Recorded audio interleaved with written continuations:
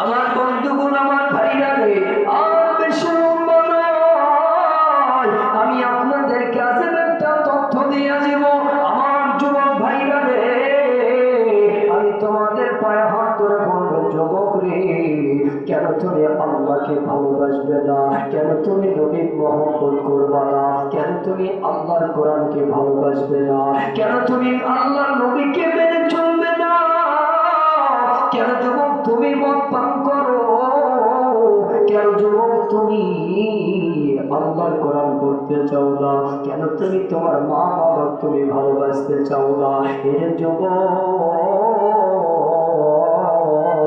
তুমি যদি তোমার মাকে ভালোবাসো, আমার আল্লাহ তোমাকে জান্নাত দান করে দিবে। জোরে বলেন ঠিক না ঠিক?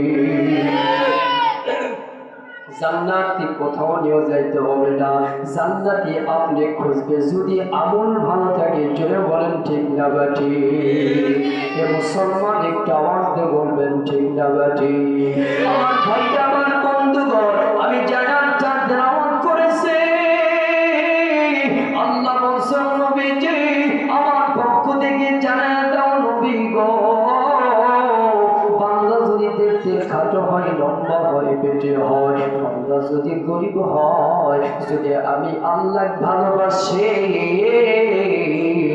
আমি আল্লাহর দিকে আসে, ওই বান্দার দিকে আমি আল্লাহ আমার কুদরতি কদমগুলো আগা দেন। জোরে জোরে বলি না সুবহানাল্লাহ। কেমন আগিয়ে দেয় করেন তো, শোনার দরকার আছে কিনা বাবা? শুনবেন না চলে যাবে? একটু আওয়াজ দিয়ে বলবেন কে কে থাকবেন আর কে কে চলে যাবেন? সবাই তো থাকবেন, একটু হাত তুলে দেখায় আল্লাহকে। আমরা আল্লাহকে, আল্লাহ তুমি হাতকে কবুল করো, সকলে বলে আমিন।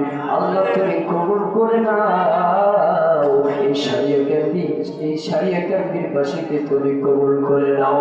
আমার বন্ধুগণ, আমার ভাইরা রে, আমার মুসলমান,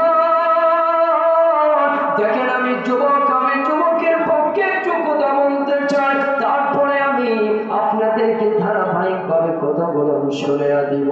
আমার ভাইরা, আমার বন্ধুগণ, কেন আপনি কোরআন মানবেন না? কেন আপনি আল্লাহর দিকে ফিরে আসবেন না রে ভাইয়া? ওরে মুরব্বী বাবারা, একটু দিন কান লাগিয়ে শুনবে, কেউ কোনো দিকে নজর দিবেন না। বলেন তো, নবীজির খলিফা, ইসলামের খলিফা ছিল কয়জন? একটু আওয়াজ দিয়ে বলবেন কয়জন? চারজন খলিফা ছিল। এক নম্বর ছিল আবু বকর, আর দ্বিতীয় ছিল ওমর, তৃতীয় ছিল আলী, তৃতীয় ছিল ওসমান, চতুর্থ ছিল আলী। জোরে বলেন আল্লাহু আকবার। আমার বন্ধুগণ, আমার ভাইরা, এই নাম যে বললাম খলিফা, অনেক কিন্তু সিনেমা খলিফা হিসেবে ছিল, ঠিক কিনা? আমার ছাত্র, আমি তো কামিলা পড়াশোনা করি ফেকা বিভাগে। আপনার আলিম যখন পড়তেছিলাম, তখন আমার হুজুর বলছে, তোমরা চারজন খলিফার নাম লিখে এসো। যেটা বলেন কয়জন?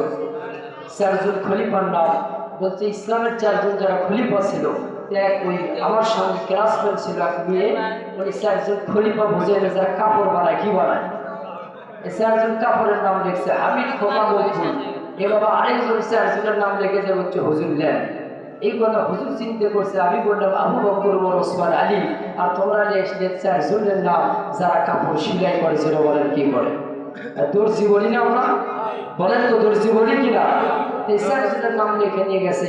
হুজুর বলছে, তুমি কি জানো না ইসলামের চারজন খলিফা আছে, যার নাম একটার নাম আবু বকর, আর হচ্ছে ওমর, ওসমান, আলী। জোরে বলেন সুবহানাল্লাহ।